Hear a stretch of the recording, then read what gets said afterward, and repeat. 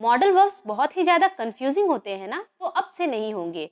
अगर आपने ये पूरी वीडियो देख ली तो आज से आपके सारे मॉडल वर्ब्स आप अच्छे तरीके से सीख जाएंगे। And I promise you guys कि आगे आप कहीं भी अटकते हैं कि यहाँ पर क्या यूज़ करना है, तो वहाँ आपको मेरी बात याद आ जाएगी और आप वहाँ पर परफेक्ट इंग्लिश बोल पाएंगे।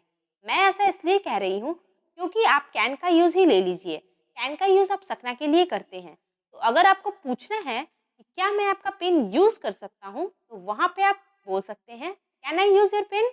जबकि कहा जाता है कि अगर आपको कहीं से परमिशन लेना है तो वहाँ पर मे का यूज़ करना चाहिए। तो आपको तो ऐसा बोलना चाहिए ना कि may I use your pen.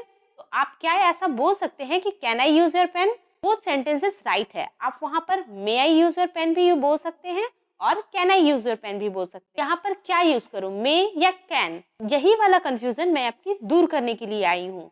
तो चलिए वीडियो को स्टार्ट करते हैं। हैविंग टू का यूज तब करेंगे जब किसी सेंटेंस में कोई बात पढ़ रहा हो, कोई काम करना पड़ रहा होगा, तो वहां पर हम हैविंग टू का यूज करते हैं। और ये बात हमेशा याद रखें, जब भी किसी सेंटेंस में टू का यूज करते हैं और उसके बाद जस्ट वर्ब आता है तो हमेशा वर्ब का फर्स्ट फॉर्म ही होगा। तो यहाँ पर हैविंग टू के बाद अगर वर्ब आएगा तो वो फर्स्ट फॉर्म में ही होगा, मतलब वर्ब की फर्स्ट फॉर्म होगी वहाँ पे। तो इस तरह के सेंटेंसेस में जहाँ पर पढ़ रहा है, उस तरीके के सेंटेंसेस में स्ट्रक्चर क्या होना चाहिए वो हम देखें। सबसे पहले क्या आएगा, subject, helping verb, having to and then verb का यूज करेंगे, लास्ट में ऑब्जेक्ट लिखेंगे। जैसे कि अगर आपको बोलना है मुझे पढ़ना पड़ रहा है, देखिए यहाँ पर पढ़ रहा है, तो इस सेंटेंसेस का यूज करने के लिए आप इंग्लिश में कन्वर्ट करने के लिए हैविंग टू का यूज करेंगे। I am having to study, I am having to study, पढ़ रहा है इसलिए हैविंग टू का यूज किया गया है। और टू के बाद वर्ब अगर होता तो मैं वर्ब की फर्स्ट फॉर्म लगाती। अगला जो सेंटेंस है वह है उसे खेलना पड़ रहा है, पढ़ रहा है, ऐसे सेंटेंसेस के लिए हैविंग टू का यूज करते हैं।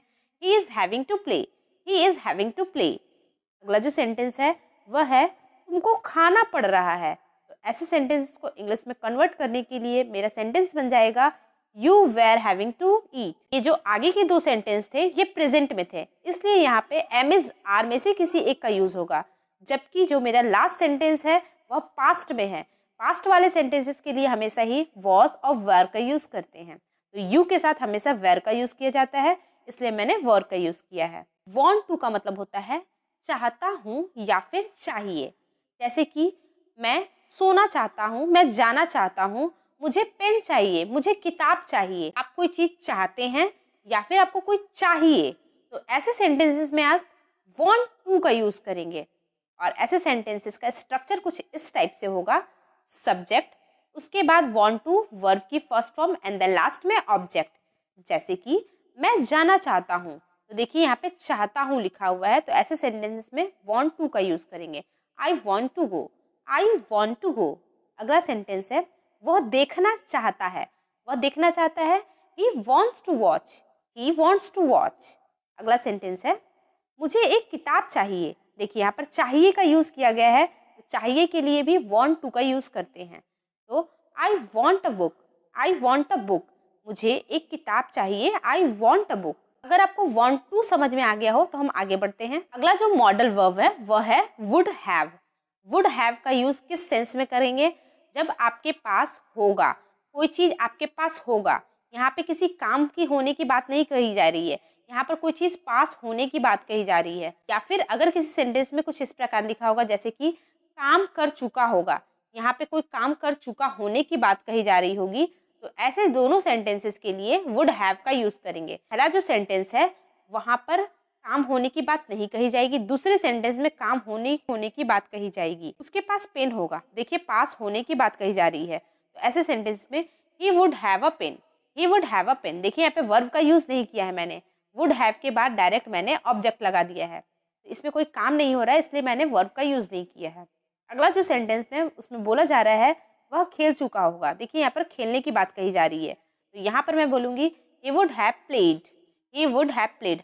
हमेशा ही याद रखिए हैव के बाद हमेशा ही वर्ब का थर्ड फॉर्म का यूज किया जाता है, तो ही वुड हैव प्लेड, वो देख चुके होंगे। यहाँ पर देखने की बात कही जा रही है, यहाँ पर भी वर्ब का यूज हो रहा है। They would have seen, they would have seen means वह देख चुके होंगे, यहाँ पर मैंने भी वर्ब की थर्ड फॉर्म का यूज किया है, क्योंकि यहाँ पर इससे पहले जस्ट हैव का यूज किया गया है। चलिए आगे बढ़ते हैं। अगला मॉडल वर्ब है वुड बी। वुड बी का मतलब होता है होगा या रहा होगा। कोई चीज होगा या फिर रहा होगा, जैसे कि वह घर पर होगा, वह क्लास में होगा, वह स्कूल में होगा, या फिर वह ऑफिस में होगा। ऐसे सेंटेंसेस में वुड बी का यूज करते हैं। और या फिर आप वुड बी का यूज तब भी कर सकते हैं जब रहा होगा का यूज किया जाता है, जैसे वह खेल रहा होगा, वह सो रहा होगा, वह जा रहा होगा, वह घर पर होगा। ऐसे सेंटेंसेस के लिए वुड बी का यूज करते हैं। वह घर पर होगा, घर पर होने की बात कही जा रही है, होने की बात कही जा रही है, तो यहाँ पर वुड बी का यूज करेंगे। He would be at home. He would be at home. अगला सेंटेंस है पापा ऑफिस में होंगे। पापा ऑफिस में होंगे, तो इसके लिए आप बोल सकते हैं पापा वुड बी इन ऑफिस। पापा वुड बी इन ऑफिस। वह खेल रहा होगा, इसके लिए हम बोलेंगे he would be playing. He would be playing. देखिए यहाँ पर वर्ब की बात कही जा रही है, खेलने की बात कही जा रही है, इसलिए यहाँ पर वर्ब का फोर्थ फॉर्म का यूज किया गया है। अगला मॉडल वर्ब है विल हैव टू। इसमें कोई चीज करना पड़ेगा या पड़ेगी। आप वो काम करना नहीं चाहते बट आपको करना पड़ रहा है, जैसे कि कल मान लीजिए कल आपका एग्जाम है, तो आपको आज पढ़ना पड़ेगा। 1 महीने बाद आपकी एग्जाम है, तो आपको आज से पढ़ाई स्टार्ट करनी पड़ेगी। आपको पढ़ने का मन नहीं है लेकिन आपको पढ़ना पड़ेगा, तो ऐसे सेंटेंसेस में विल हैव टू का यूज करते हैं। तो आइए इसके स्ट्रक्चर को देखते हैं। सबसे पहले हम यूज करेंगे सब्जेक्ट, उसके बाद will have to, then verb की first form and then last में ऑब्जेक्ट। टू के बाद हमेशा ही वर्ब का फर्स्ट फॉर्म का यूज किया जाता है और हैव के बाद हमेशा ही वर्ब का थर्ड फॉर्म का यूज किया जाता है। ये बात हमेशा ही याद रखिएगा। जैसे कि अगर आपको बोलना है मुझे जाना पड़ेगा, आपको जाने का मन नहीं है बट आपको जाना पड़ेगा, तो ऐसे सेंटेंसेस में I will have to go. I will have to go. तुम्हें करना पड़ेगा, उसे करने का मन नहीं है बट आप उसे जबरदस्ती कुछ करवाना चाहते हो, तो ऐसे सेंटेंसेस में होगा you will have to do. You will have to do. अगला जो सेंटेंस है वह है उसे खाना पड़ेगा। उसे खाने का मन नहीं है बट आपको जबरदस्ती उसे खिला रहे हैं। He will have to eat. He will have to eat मतलब उसे खाना पड़ेगा। आई होप कि आपको will have to का यूज समझ में आया है। अगला मॉडल वर्ब है about to। about to का यूज तब करते हैं जब कोई काम होने वाला होता है, ठीक है। होने वाला होगा तो वहाँ पर about to का यूज करना। जैसे कि आप खाना खत्म करने वाले हैं तो बोलेंगे आप वहाँ पर I am about to finish my food. I am about to finish my lunch। इस टाइप से आप बोल सकते हैं। तो ये सेंटेंस पास्ट में भी हो सकता है, प्रेजेंट में भी हो सकता है। अगर आप प्रेजेंट में बोलना चाहते हैं तो वहाँ पे एमएस आर का यूज़ करेंगे, बट अगर पास्ट में बोलना चाहते हैं तो वॉज वर का यूज़ करेंगे, ठीक है। उसके जस्ट बाद अबाउट टू का यूज़ करेंगे, देन वर्ब की फर्स्ट फॉर्म, क्योंकि मैंने आपको बताया था टू के बाद हमेशा ही वर्ब का फर्स्ट फॉर्म आता है, तो टू के बाद मैंने वर्ब का फर्स्ट फॉर्म, अगर लास्ट में कुछ ऑब्जेक्ट रहा तो ऑब्जेक्ट का यूज़ करूंगी। चलिए सेंटेंस देख, वह आने वाला है। वह आने वाला है, देखिए कोई चीज़ होने वाला है, तो होने वाला है तो अबाउट टू का यूज़ करना पड़ेगा। देखिए सेंटेंस में क्या लिखा है, कोई चीज़ होने वाला है, वह आने वाला है। आने वाला है मतलब अबाउट टू का यूज़ करना पड़ेगा। He is about to come, ये प्रेजेंट टेंस का सेंटेंस हो जाता है, इसलिए इसका यूज़ किया गया है। He is about to come. अगला जो सेंटेंस है वह पास्ट टेंस में है और यह है कि तुम सोने वाले थे। देखिए कोई काम होने वाला था का यूज़ है, पास्ट टेंस का सेंटेंस है। यहाँ पे वॉज वेर में से किसी एक का यूज़ होगा। यू के साथ हमेशा ही वेर का यूज़ किया जाता है। You were about to sleep. You were about to sleep. अगला जो सेंटेंस है वह है हम देखने वाले हैं। ये प्रेजेंट टेंस का सेंटेंस है, एमएसआर का यूज होगा। We are about to watch. We are about to watch, हम देखने वाले हैं। आई होप कि आपको अबाउट टू का कंफ्यूजन क्लियर हो गया हो। तो आगे बढ़ते हैं। अगला जो मॉडल वर्ब है वह है सपोज टू। सपोज टू का यूज कब करेंगे, जब कुछ करने की उम्मीद की जाती है।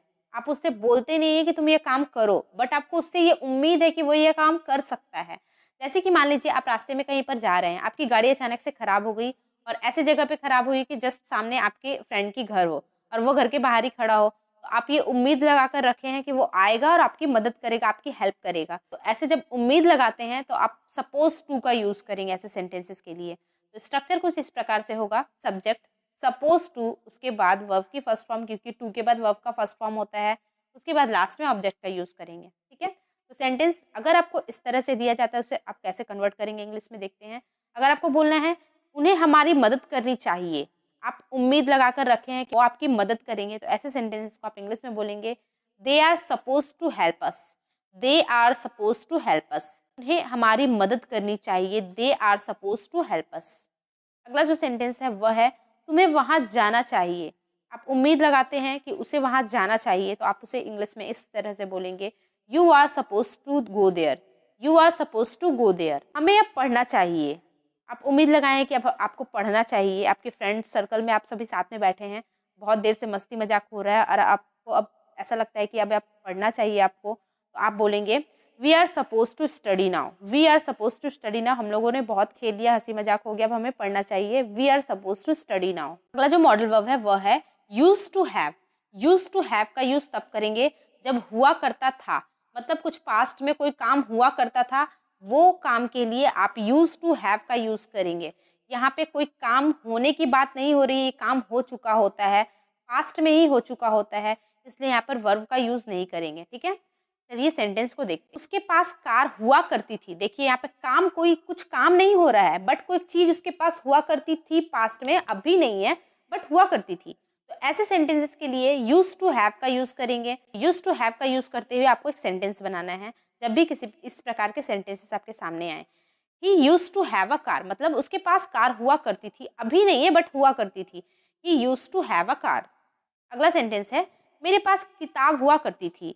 आई used to have a book.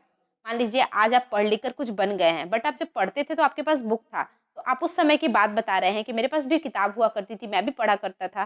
तो ऐसे सेंटेंसेस में आप यूज करेंगे used to have. I used to have a book. Next sentences उसके पास बाइक हुआ करती थी। He used to have a bike. He used to have a bike. अगला मॉडल वर्ब है कैन बी। कैन बी का use तब करते हैं जब किसी चीज की होने की पॉसिबिलिटी हो। कैन बी का यूज कब करते हैं? जब किसी चीज की होने की पॉसिबिलिटी हो। जैसे हो सकता है, जैसे कि वह घर पर हो सकता है, वह खाना बना रहा हो सकता है, कुछ इस तरह के सेंटेंसेस के लिए कैन बी का यूज करते हैं।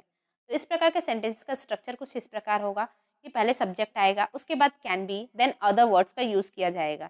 यहाँ पर भी कोई काम नहीं हो रहा है, यहाँ पर कोई काम हो सकने की संभावना बताई जा रही है। जैसे कि वह घर पर हो सकता है। घर पर होना कोई काम नहीं होता है, घर पर होना किसी चीज की संभावना होती है। तो ऐसे सेंटेंसेस के लिए कैन बी का यूज किया जाता है। He can be at home. He can be at home. Mummy रसोई में हो सकती है। Mummy can be in kitchen. Mummy can be in kitchen. पापा ऑफिस में हो सकते हैं। पापा कैन बी एट ऑफिस। पापा कैन बी एट ऑफिस। चलिए अगला मॉडल वर्ब देखते हैं। अगला मॉडल वर्ब है विल बी। विल बी का यूज कब करेंगे? कोई काम रहा होगा, जैसे कि वह खेल रहा होगा, वह देख रहा होगा। जब भी सब्जेक्ट कोई काम कर रहा होगा तो ऐसे सेंटेंसेस के लिए विल बी का यूज करेंगे। और इसका स्ट्रक्चर कैसे होगा? सबसे पहले सब्जेक्ट, उसके बाद विल बी। विल बी का यूज किया गया है तो वर्ब का फोर्थ फॉर्म का यूज किया जाएगा, क्योंकि मैंने आपको टेंस बताते समय भी बताया था विल बी के साथ वर्ब का फोर्थ फॉर्म का यूज किया जाता है। किस टेंस का सेंटेंस हो जाता है? ये फ्यूचर कंटिन्यूअस का हो जाता है, और कंटिन्यूअस में हमेशा ही वर्ब का फोर्थ फॉर्म का यूज किया जाता है। और फोर्थ फॉर्म कैसे बनता है? वर्ब की फर्स्ट फॉर्म में ING लगाकर वर्ब की फोर्थ फॉर्म बनती है। तो यहाँ पे विल बी के साथ वर्ब की फोर्थ फॉर्म का यूज किया जाएगा, देन लास्ट में ऑब्जेक्ट का यूज किया जाएगा। जैसे वह खेल रहा होगा, ये फ्यूचर टेंस का सेंटेंस है, तो यहाँ पर विल बी का यूज किया जाएगा। उसके बाद वर्ब का fourth form, he will be playing. वह देख रहे होंगे, दे विल बी वॉचिंग। आप गाना गा रहे होंगे, you will be singing a song. You will be singing a song. चलिए आगे बढ़ते हैं। अगला जो मॉडल वर्ब है वह है कुड। जब भी किसी सेंटेंस में सका या फिर पाया का यूज किया गया है, सका या फिर पाया, जैसे मैं नहीं कर पाया, मैं कर पाया, वह नहीं जा पाया या फिर वह जा पाया, ऐसे सेंटेंसेस के लिए कुड का यूज करेंगे। ऐसे सेंटेंसेस का स्ट्रक्चर सबसे पहले सब्जेक्ट, उसके बाद कुड, देन वर्ब की first form and then last में ऑब्जेक्ट का यूज करेंगे। जैसे कि मैं नहीं कर पाया, I could not do. I could not do या आई कुडंट डू, दोनों में से किसी का भी यूज आप कर सकते। वह नहीं जा पाया, he couldn't go. He couldn't go या फिर ही कुड नॉट गो। वह नहीं देख सका, he could not see. He could not see या फिर ही कुडंट सी। अगला जो मॉडल वर्ब है वह है हैव हैज, जो कि सिंपल प्रेजेंट टेंस में बताया जाता है। हैव हैज का यूज आप तभी कर सकते हैं जब किसी के पास कुछ है, जैसे कि मेरे पास कार है, आई हैव अ कार। मेरे पास बाइक है, आई हैव अ बाइक। मेरे पास एक रिंग है, आई हैव अ रिंग।